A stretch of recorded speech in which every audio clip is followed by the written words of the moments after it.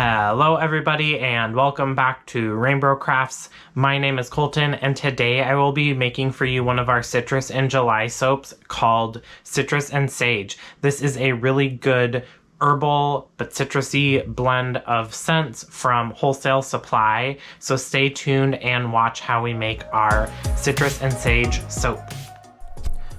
Alright, let's get this soap making started. So we will do just like we always do, which is put that lye water into our signature plant-based oil blend, which is down in the description box below. We will get that to a light trace with our stick blender, and then we will strain in our colloidal oatmeal slurry.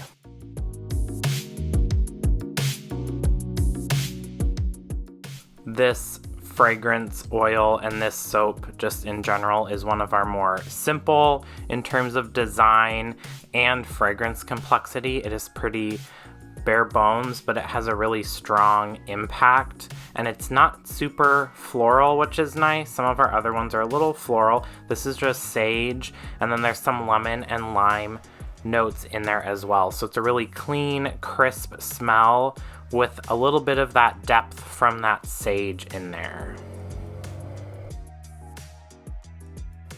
With that fragrance oil, we also had some golden clay in there, which is why it was that color.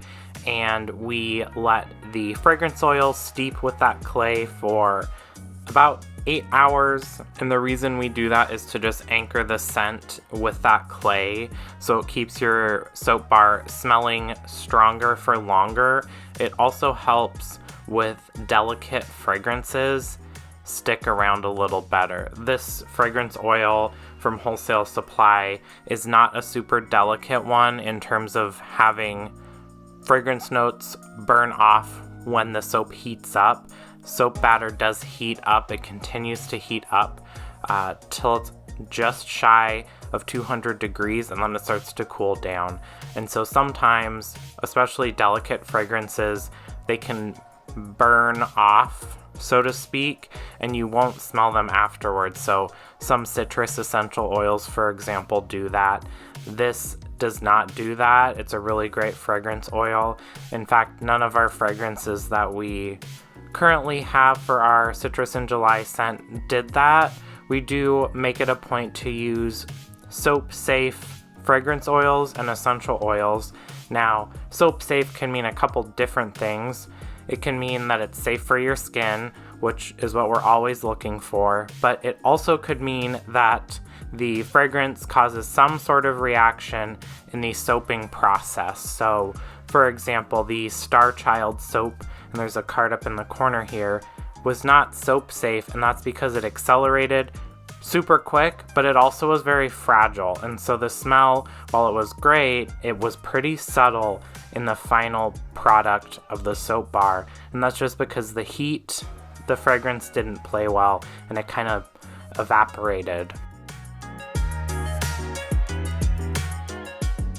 So for this soap design, I just wanted it to basically be a bar with a mica line through. So we did a green mica line, we did half the soap batter, a green mica line, and then the other half.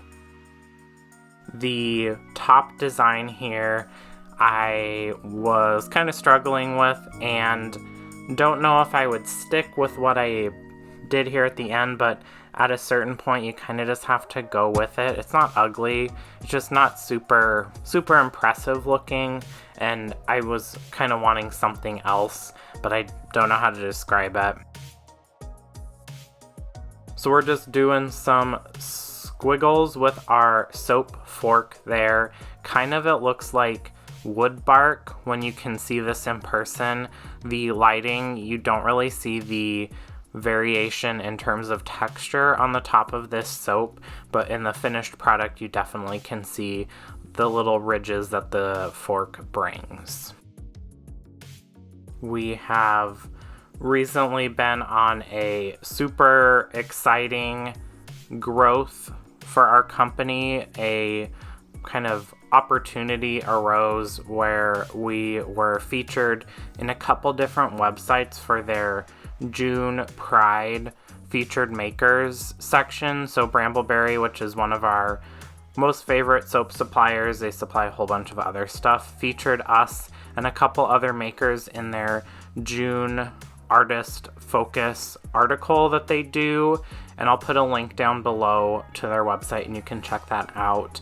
And then also Nature's Garden, which if you saw the last video, the hot pink lime video, I'll put a card up in the corner. They also featured us for their June maker, which was super generous and kind of both of those suppliers to do, because we've been ordering them from them for 2 years now, and just to know that they see us, especially because we're not that large of a company in the like grand scheme of things, is very heartwarming, and couldn't even imagine looking back 2 years or even a year ago that would have happened.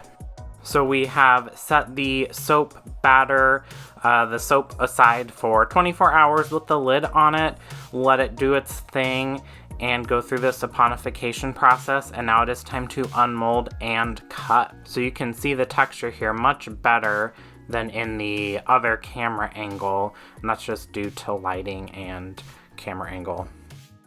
And then we will split this soap slab into soap loaves here with our slab splitter, which, like I always say, I think this is more satisfying than actually slicing the loaves into bars, but it's kind of personal preference. And I did kind of cut this a little backwards, so I should have actually rotated the slab 90 degrees. That's why there's such a thick end cut. We're able to use those as like sample bars, so it's not a huge loss, and we just get a little less in terms of soap from the final like loaf, 27 bars instead of 30, so it's not a huge deal, just something to watch out for. That's the one main critique with our soap slabs, is the sizing is not quite square, but it's just, it's like a 1/4 inch, maybe an 1/8 of an inch different, but it matters in the end when you're slicing the slabs and you see that thick cut there. But we still are able to sell almost all of it, and then we just use the bigger pieces, which is fine for us. But that is it. That is our citrus and sage soap. If you want to support the channel, we have a subscription service where you can get soaps of the month and discount codes and a ton of other things, so check that out. Thanks for watching. Don't forget to like and subscribe if you want to see what RainBro Crafts comes up with next. Bye.